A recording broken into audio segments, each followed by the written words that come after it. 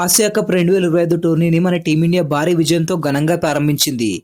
ఈ మ్యాచ్ చూసినంతసేపు కూడా ఇది అఫీషియల్ మ్యాచ్లా కాకుండా ఒక ప్రాక్టీస్ మ్యాచ్లా అనిపించింది. యూఏఈకి మొదటి మ్యాచ్ ఇండియాతోనే పడడంతో ఇది పిచ్చుకపై బ్రహ్మాస్త్రం ప్రయోగించినట్లయింది. మన టీమిండియా బౌలర్ల దెబ్బకి యూఏఈ 13 ఓవర్లలోనే 57 పరుగులకి ఆలౌట్ అయిపోయింది. ఈ అతి చిన్న టార్గెట్ని మన వాళ్ళు 4.3 ఓవర్లోనే ఛేదించి పడేశారు. ఈ మ్యాచ్ చూడడానికి అంత ఇంట్రెస్టింగ్గా లేకపోయినా కూడా ప్లేయింగ్ లెవెన్లో జరిగిన కొన్ని మార్పులు, కొన్ని ఇంట్రెస్టింగ్ విషయాలు మ్యాచ్ కన్నా హైలైట్గా మారిపోయాయి. ఈ మ్యాచ్ ముందు వరకు కూడా ప్లేయింగ్ లెవెన్లో సంజు శాంసన్ ఉండడు అనే వార్తలు చాలా వచ్చాయి. చాలామంది క్రికెట్ పెద్దలు కూడా సంజుకి ప్లేస్ ఉండకపోవచ్చు అని అంచనా వేశారు. ఇందులోకి శుభ్మన్ గిల్ వైస్ కెప్టెన్గా ఎంట్రీ ఇవ్వడంతో సంజుకి టాప్ ఆర్డర్లో ఆడడానికి ప్లేస్ ఉండదు. దీంతో సంజుని ఫినిషర్గా ఆడించలేరు కాబట్టి అతని ప్లేస్లో మరో వికెట్ కీపర్ అయిన జితేష్ శర్మని ఆడిస్తారని అంతా అనుకున్నారు. కానీ తీరా చూస్తే సంజుని ప్లేయింగ్ లెవెన్లోకి, అది కూడా మిడిల్ ఆర్డర్లోకి తీసుకురావడం అందరికీ షాక్ ఇచ్చింది. ఇది మాత్రం ఎవరూ నిజంగా ఊహించలేదు. ఇలా సంజుని ప్లేయింగ్ లెవెన్లో చూసేసరికి ఫ్యాన్స్ అందరూ చాలా హ్యాపీగా ఉన్నారు. అతన్ని టీంలో ఉంచినందుకు కెప్టెన్ సూర్యకుమార్ యాదవ్ని కూడా చాలా మెచ్చుకున్నారు. ఒకవేళ సంజుని ప్లేయింగ్ లెవెన్ నుంచి డ్రాప్ చేస్తుంటే అటు బీసీసీఐకి, ఇటు గంభీర్ సూర్యలపై ఫ్యాన్స్ చాలా హేట్ చూపించేవాళ్ళు. మళ్ళీ సంజుకి అన్యాయం జరిగినట్టు సోషల్ మీడియా మొత్తం హల్చల్ చేసే. అలాగే ఈ మ్యాచ్లో పేస్ బౌలర్ హర్షదీప్ సింగ్ని తీసుకోకపోవడం అందరికీ షాక్ ఇచ్చింది.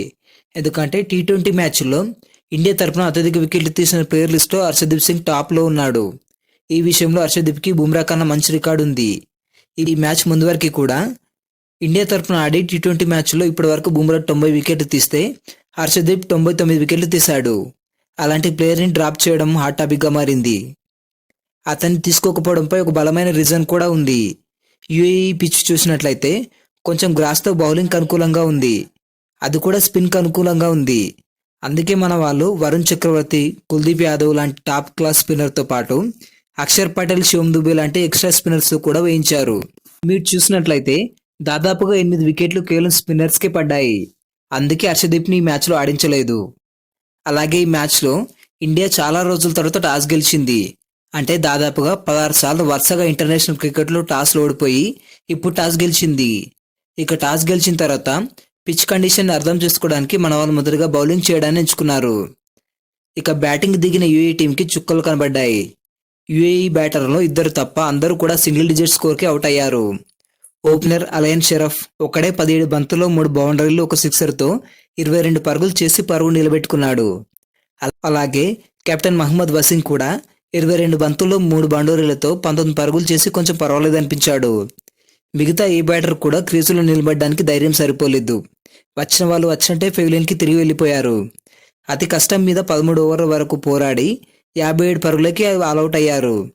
దీంతో ఈ టోర్నీలో ఇది అతి తక్కువ స్కోర్గా నమోదైంది.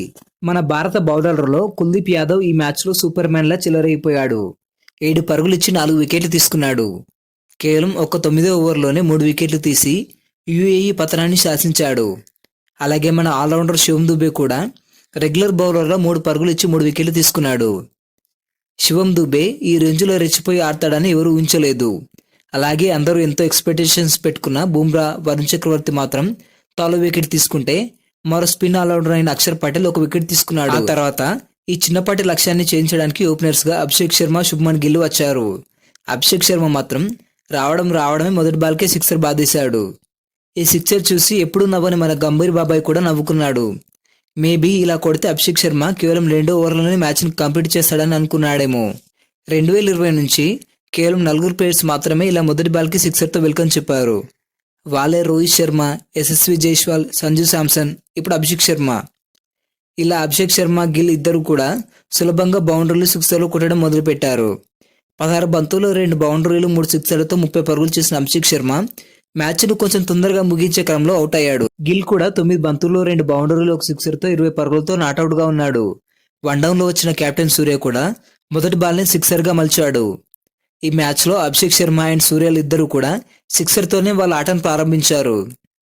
టోటల్గా భారత్ 4.3 ఓవర్లోనే 1 వికెట్ నష్టపోయి 60 పరుగులు చేసి 9 వికెట్ల భారీ తేడాతో ఒక భారీ విజయాన్ని ఖాతాలో వేసుకుంది.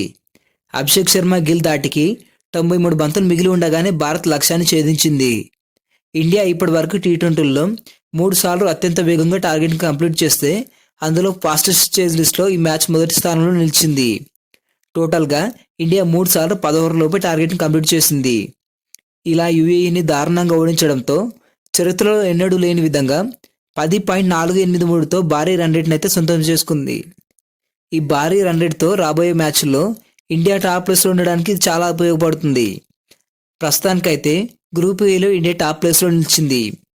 ఈ మ్యాచ్లో మాత్రం ఫ్యాన్స్కి టిఫిన్ తిన్న సాటిస్ఫాక్షన్ లేకపోయినప్పటికీ కూడా తర్వాత జరగబోయే ఇండియా వర్సెస్ పాకిస్తాన్ మ్యాచ్లో ఫుల్ మీల్స్ దొరకడం మాత్రం ఖాయం.